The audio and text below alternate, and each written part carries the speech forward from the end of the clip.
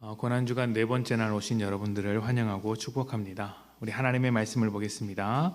마가복음 15장 1절부터 15절까지 말씀입니다. 마가복음 15장 1절부터 15절까지 말씀, 좀 긴 말씀인데요. 우리 천천히 다 같이 봉독하도록 하겠습니다. 1절입니다. 새벽에 대제사장들이 즉시 장로들과 서기관들 곧 온 공회와 더불어 의논하고 예수를 결박하여 끌고 가서 빌라도에게 넘겨주니 빌라도가 묻되 내가 유대인의 왕이냐? 예수께서 대답하여 이르시되 내 말이 옳도다 하시매 대제사장들이 여러 가지로 고발하는지라. 빌라도가 또 물어 이르되 아무 대답도 없느냐? 그들이 얼마나 많은 것으로 너를 고발하는가 보라 하되 예수께서 다시 아무 말씀으로도 대답하지 아니하시니 빌라도가 놀랍게 여기더라. 명절이 되면 백성들이 요구하는 대로 죄수 한 사람을 놓아주는 전례가 있더니 밀란을 꾸미고 그 밀란 중에 살인하고 체포된 자 중에 바라바라 하는 자가 있는지라. 무리가 나아가서 전례대로 하여 주기를 요구한데 빌라도가 대답하여 이르되 너희는 내가 유대인의 왕을 너희에게 놓아주기를 원하느냐 하니 이는 그가 대제사장들이 시기로 예수를 넘겨준 줄 알미러라.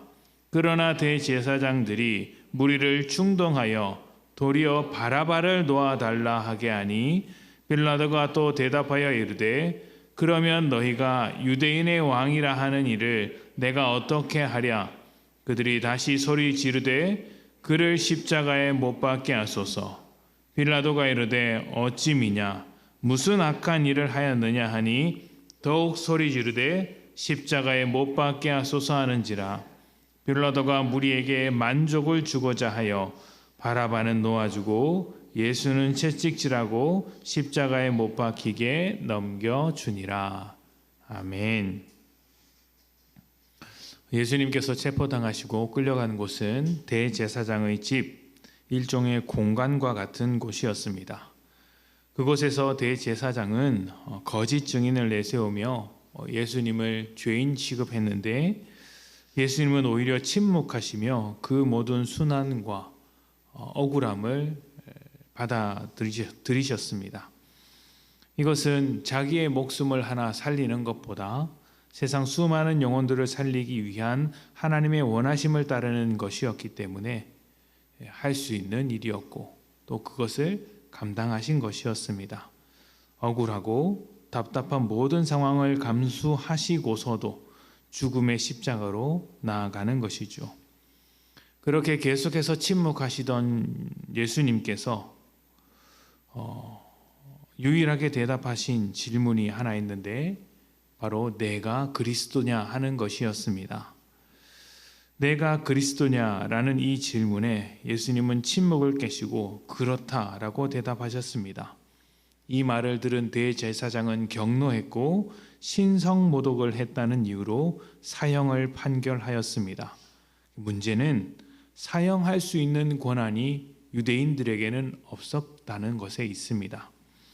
유대인은 로마의 식민지로서 통치를 받고 있었기 때문에 사형만큼은 로마의 법정에서 이루어져야 했습니다. 판결을 내렸지만 집행할 수 없는 이 문제를 해결하기 위해 대제사장은 그 새벽부터 예수님을 총독 빌라도에게 보냅니다. 예수님을 넘겨받은 빌라도는 신문하기 시작합니다. 네가 유대인의 왕이냐? 사실 이것은 아주 정치적인 질문이면서 동시에 대제사장의 계략으로부터 시작된 질문이기도 합니다. 앞에서 있었던 대제사장과의 재판에서 예수님은 자신이 그리스도라고 하셨는데 사실 대제사장이 말하고 있는 그리스도, 유대인들이 생각하고 있는 그리스도와 예수님께서 지금 인정하고 계신 그리스도는 전혀 다른 존재라고 할 수 있습니다. 예수님은 인류의 모든 죄를 안고 하나님 나라를 세우는 하나님 나라의 왕으로서의 그리스도를 말씀하고 계십니다. 그러나 대제사장은 로마로부터 독립하고 강대한 나라를 만드는 하나님께 선택된 어떤 그런 권력자로서의 왕을 기다리고 있었던 것이죠. 이것이 유대인들이 말하는 그리스도였습니다. 그래서 예수님이 그리스도라고 하셨을 때 한편으로는 신성모독이라고 하면서 또 다른 한편으로는 로마에 대한 반역자로 넘길 수 있었던 것이죠. 정치적인 독립을 꿈꾸는 왕이라고 누명을 씌우는 것입니다. 거기에 대사장 무리가 죄를 덧붙여서 고발하기 시작합니다. 누가복음 23장 1절과 2절입니다. 무리가 다 일어나 예수를 빌라도에게 끌고 가서 고발하여 이르되 우리가 이 사람을 보매 우리 백성을 미혹하고 가이사에게 세금 바치는 것을 금하며 자칭 왕 그리스도라 하더이다 하니. 아멘. 사람들은 예수님께서 가이사, 즉 황제에게 세금을 바쳐서는 안 된다라는 주장을 했다고 합니다. 그러나 우리가 알고 있는 것처럼 주님은 가이사의 것은 가이사에게, 하나님의 것은 하나님께 바치라는 말씀을 하셨습니다. 세금을 바치지 말라고 하신 적이 없었죠. 그런데도 대제사장은 예수님을 죽이기 위해 거짓 증언을 하고 있는 것입니다. 이것은 대제사장이 대제사장으로서 얼마나 많은 문제를 안고 있는지 보여주는 장면입니다. 이 사람은 지금 하나님에 대해서 전혀 관심이 없습니다. 십계명에는 살인하지 말라는 말씀도 있고 내 이웃에 대하여 거짓 증언하지 말라는 말씀도 있습니다. 그런데 대제사장은 거짓 증인을 매수해서 살인을 부추기고 있습니다. 십계명을 따르지 않고 하나님의 말씀도 주도적으로 어기고 있는 중이죠. 네가 왕이냐라는 아주 정치적이고 문제가 많은 이 질문 앞에서 예수님은 또 한 번 그렇다라고 대답하십니다. 이것은 대제사장의 대답에 침묵하지 않고 대답하신 것과 같았고 예수님에게는 아주 불리한 대답이었습니다. 자신이 왕으로 인정하면 반역자가 되기 때문에 죽어야 하는데 예수님께서는 이것을 순순히 인정하신 것입니다. 그런데 막상 빌라도가 볼 때는 이 상황이 너무 이상한 것입니다. 대제사장이 고발한 내용에도 문제가 많았고 또 이 사안 자체가 재판할 만한 사안이 아니라고 본 것입니다.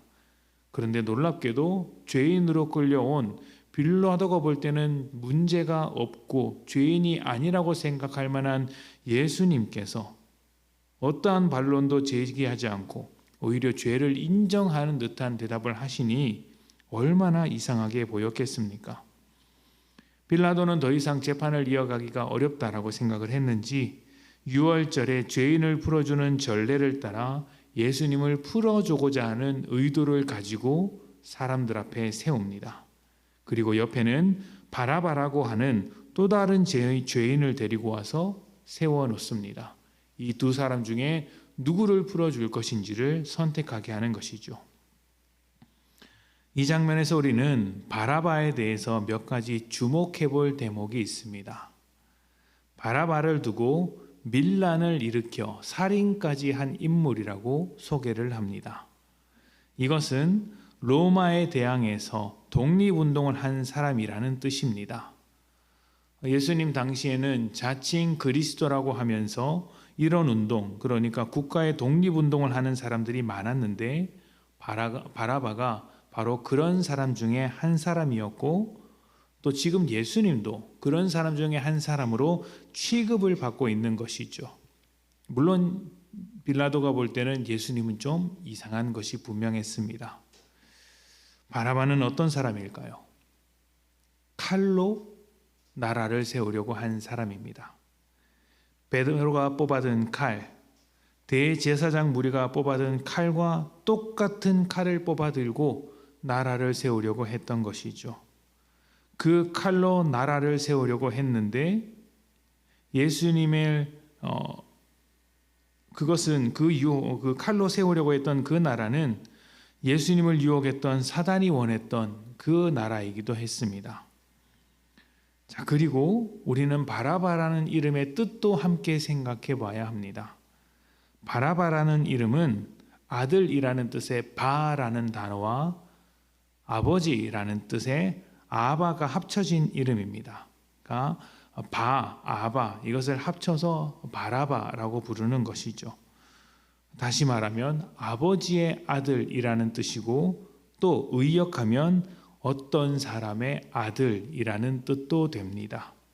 그러니까 지금 빌라도는 두 사람을 세웠고 사람들 앞에 두 사람이 서 있는데 한 사람은 칼로 나라를 세우려는 사람의 아들이고 또 한 사람은 십자가로 하나님의 나라를 세우려고 하는 하나님의 아들인 것입니다.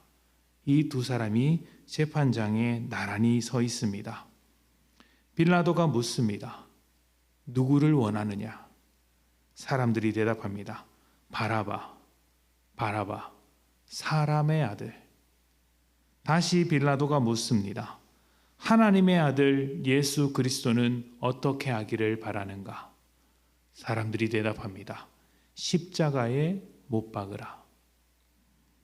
사람들은 끌려가는 어린 양과 같은 예수님보다 칼을 들고 힘을 과시하는 바라바를 원했습니다. 거기 모든 사람들, 거기 모여있는 사람들만 그랬겠습니까? 예수님을 따라다닌 제자들도 그것을 원했고 그것을 원했기에 베드로가 칼을 뽑아들었으며 유다도 예수님을 팔아 넘긴 것이죠. 대제사장도 마찬가지였습니다. 모두 자기가 원하는 것을 얻기 위해 칼을 뽑는 사람들이었을 뿐 하나님의 뜻을 따르지는 않았습니다. 또 이러한 상황을 멀리서 지켜보는 듯해 보이는 빌라도도 사실은 똑같습니다. 빌라도는 예수님에게 죄를 찾지 못했지만 자신의 정치적 입지를 위해 사람들이 만족하는 방향으로, 그러니까 여론을 따라 움직였습니다. 하나님의 뜻이 아니라 여론이 더 중요했고 이 여론은 자신을 위한 것이었죠. 진리보다 여론과 지지율이 훨씬 더 중요했던 것입니다. 자기 좋을 대로 선택한 것이죠. 각자 다른 입장에 서서 다른 선택을 하는 것 같지만 사실은 똑같습니다. 세상을 원했고 그 세상을 얻기 위해 마음속으로부터 사단의 통치를 받고 있었던 것이죠. 다 같이 사단의 나라를 만드는데 동참하고 있었던 것입니다. 그리고 사단의 통치를 받으며 사단의 나라를 만들어 가기 위해 결국 하나님의 아들을 십자가에 못 박아 죽이는 자리까지 간 것입니다. 여러분, 우리라고 다르겠습니까? 우리가 하나님의 뜻을 따르지 않고 예수님이 세우신 하나님의 나라를 외면하며 세상을 쫓아 살아갈 때 사단에게 졸하고 사단에게 통치받는 것이며 사단의 나라를 확장하는 것입니다. 그리고 우리는 예수를 십자가에 못 박으라고 외치는 자들 중에 한 사람이 되어서 주님을 향해 손가락질을 하고 있는 것이겠죠. 우리는 이제 사람의 아들이라는 이름을 떼고 하나님의 자녀라는 이름을 받은 사람들입니다. 예수님의 그 십자가가 우리를 이 자리로 인도했습니다. 우리는 십자가의 영광을 아는 사람들 아닙니까? 십자가가 절망과 죽음의 자리가 아니라 영광이며 하나님이 계획하신 하나님의 목적이 있는 자리인 것을 아는 사람들입니다. 그래서 우리는 사람의 아들로서 살아가는 것이 아니라 하나님의 자녀로서 선택을 해야 합니다. 우리를 변화시킨 십자가를 따라 세상으로 나아가고 또 십자가의 은혜가 필요한 사람들에게 나아가 하나님의 뜻대로 살아가는 것이죠. 바라바와 예수님 중에 바라바를 선택하며 사람의 아들이 되기로 했던 수많은 사람들의 이야기, 이 말씀을 꼭 기억하십시오. 바라바를 원하면서 바라바를 선택했던 사람들은 예수님을 십자가에 못 박았습니다. 오늘 우리의 삶이 예수님을 다시 한번 십자가에 못 박는 삶이 되지 않고 오히려 예수님의 고난을 따라 하나님 나라를 세우는 삶이 되기를 축복합니다. 사람의 아들이 되기보다 하나님의 자녀로 살아가며 십자가의 영광을 쫓아가는 복된 성도님들이 되시기를 소망합니다. 함께 기도합시다.